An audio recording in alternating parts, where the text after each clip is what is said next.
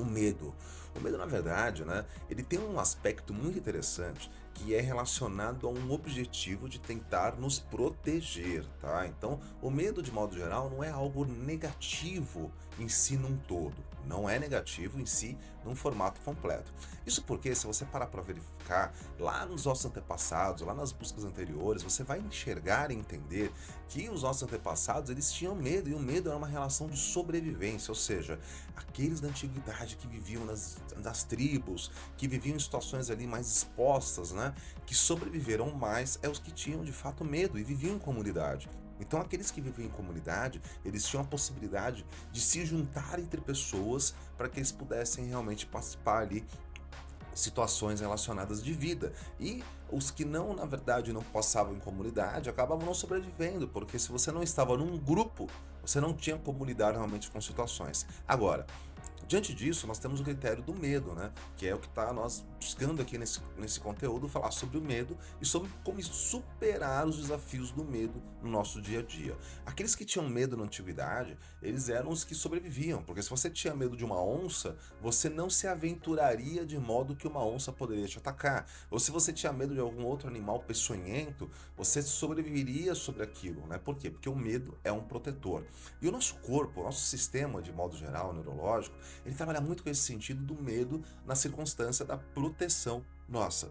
Então a nossa mente, o nosso cérebro, não quer que a gente sofra. Esse é um ponto fundamental, né? Não existe um objetivo nosso de entrar num processo de sofrimento. Isso em questões normais, isso em questões relacionadas ali de condições normais humanas. Ou seja, uma pessoa saudável, ela não quer, o corpo dela não deseja que ela sofra, em hipótese alguma. Mas diante desse cenário, se existe um processo de medo e é algo, entre aspas, positivo, por que que eu tenho medo de algumas coisas? Por que que eu crio até situações de fobias que são ápices do medo? E por que que eu crio situações relacionadas a isso? Diante do cenário de desafios da vida, você vai entender, e muitas das vezes, que o medo está relacionado aos desafios, ao desafio de dar certo, ao desafio de dar errado. Então, quando você está num momento ali de desafios de vida, que é o foco desse vídeo de hoje, não são medos, fobias, coisas para serem movimentadas, isso a gente vai falar num outro vídeo mais à frente, mas assim, os desafios da vida que geram medo para você conseguir conquistar algo na sua jornada de vida, né? Os desafios da vida que geram ali situações que você fica ali de uma forma bem complexa, uma forma bem realmente radicada, e diante disso você não consegue levar coisas aí para sua jornada de vida. Nesse cenário, você vai acabar entendendo e enxergando que existem aí possibilidades de você conseguir realmente fortificar os seus objetivos através do medo, mas um medo que você transpasse essa questão dos desafios na vida. E nós temos nomes importantes aí que muitas das vezes tiveram que enfrentar vários desafios e certamente tiveram medo nesse processo de as coisas não funcionarem, de as coisas não irem. Mas o que levou essa pessoa chegar ao potencial dela foi justamente o fato de que, por mais que eu tinha medo, por mais que eu tinha insegurança, por mais que eu não sabia se as coisas iam dar certo, eu não parei, né? Nós temos a escritora, por exemplo, do Harry Potter, né?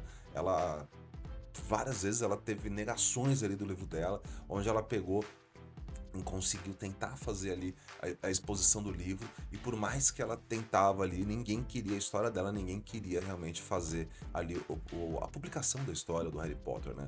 E aí, após o tempo, foi um baita de um sucesso, com certeza os livros mais vendidos do nosso milênio, né? E através disso do quê? Da existência. Será que ela não sentiu medo de errar? Será que ela não sentiu medo de não dar certo? Será que as pessoas à volta dela não falaram que ela era louca de tentar ficar utilizando uma coisa que não funcionaria, né? Será que as pessoas não falavam, ah não, isso daí meu, não dá certo, você vai escrever livro, ninguém lê livro. Quando uma pessoa tem uma confiança exata daquilo que ela vai fazer, quando uma pessoa confia exatamente que aquilo vai dar certo na vida dela, ela tem aquela coisa de vislumbrar, ela encontra um caminho. Fecha-se uma porta, se abre-se uma janela, mas ela encontra o caminho para que ela possa de fato levar a vida dela num potencial. Ela encontra um caminho de fato para que ela possa levar a vida dela a realizar aquilo que ela deseja. Um outro exemplo, na história científica, Thomas Edison. Thomas Edison foi quem inventou o inventor da lâmpada, né? Ele inventou a lâmpada que hoje você tem acesa aí na sua casa, que todos nós temos, né, uma coisa que é potencial em todos os lares do mundo, foi inventado por um único homem. E Thomas Edison com certeza enfrentou vários e vários desafios, foram várias vezes aí que ele não conseguia, a coisa não andava, não dava certo, não funcionava, era um desafio brutal. E você pode ter certeza que o medo e a insegurança de dar errado fazia parte ali do dia a dia dele. O medo e a segurança de realmente não funcionar, com certeza fazia parte do dia a dia dele, mas ele não desistiu. Não desistiu. Então nós temos dois casos de pessoas que tiveram desafios, não desistiram, mas enfrentaram e superaram a situação. Eu vou te passar mais um caso para você avaliar. Sylvester Stallone, o protagonista do ator Rambo. A história dele é magnífica. Sylvester Stallone chegou num ponto tão trágico da vida dele que nada dava certo, que ele teve que vender o cachorro dele. Vender o cachorro dele, né? Ele tinha até um pastor que ele não tinha condições de dar alimento, ele não tinha condições de estar junto, e ele vendeu o animal dele. E diante disso, ele passou por várias e várias situações, e aí ele teve um relapso de fazer ali um filme, né? Ele escreveu um filme. E diante disso, ele escreveu a história do Rambo, só que ele tinha uma coisa em específico. Ele queria e desejava ser o ator principal desse filme.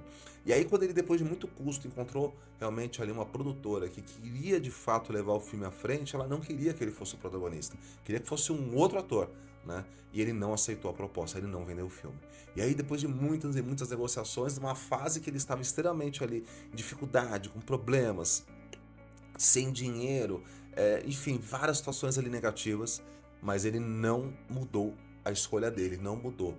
E aí, depois de muitas e muitas negociações, eles aceitaram que ele fosse o protagonista. E aí foi um grande sucesso, né? Além do que foi um ápice de um dos maiores atores aí que nós tivemos também na atualidade. Então o que nós vemos em pessoas incomuns nesse sentido? Eu falo em pessoas incomuns porque, de modo geral, coisas que dão errado existem padrões, assim como coisas que dão certo e pessoas que dão certo também. Então o sucesso, de modo geral, ele deixa assim formas ali que você consegue entender como se fosse um mapa, ações que as pessoas tiveram e elas realizaram nisso, né? Por mais que as coisas não estivessem ali no plumo, por mais que as coisas não estivessem sendo organizadas, por mais que as coisas não estivessem ali fluindo, então você tem um padrão diante disso. E nesse padrão você consegue ter um processo de realização. E aí você entende tudo isso e você vê que ambos não desistiram. O processo de desistência, ele está muito atrelado à base do medo. Então o medo, ele traz a essência de, talvez, né, vamos pegar a história do Thomas Edison da lâmpada. Pessoas que ficavam falando para ele que isso não daria certo, que ele era lunático, que a vela era de fato a melhor coisa que já tivesse sido existido na Terra, né, para a parte de iluminação, e outras coisas mais ali que ele poderia estar ouvindo, né, de modo geral.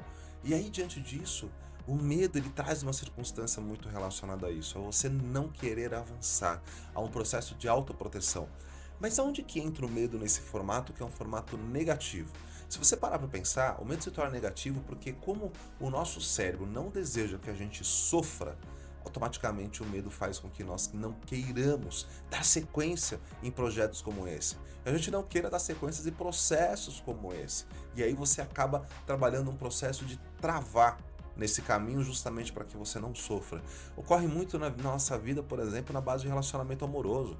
Quantas e quantas vezes as pessoas ficam aí anos sem se relacionar novamente, ou vivem uma situação de falar, não, eu não quero um relacionamento sério, eu quero curtir, né? Eu não quero um relacionamento amoroso, assim, que eu possa ter ali algo mais próximo, não, eu quero viver uma coisa mais sossegada. Por quê?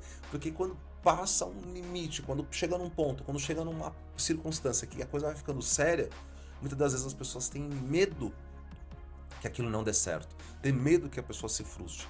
Ah, mas agora, e se eu amar muito? E se eu for amado pouco? E se as coisas não saírem como forem? E se?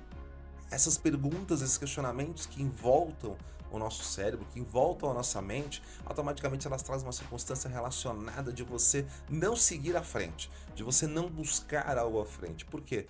Porque o seu corpo não quer que você sofra, porque a sua mente não quer que você sofra, porque a sua mente não quer que você crie uma situação de estar realmente em felicidade, em proporções ali de realização, em proporções ali de busca daquilo que você deseja.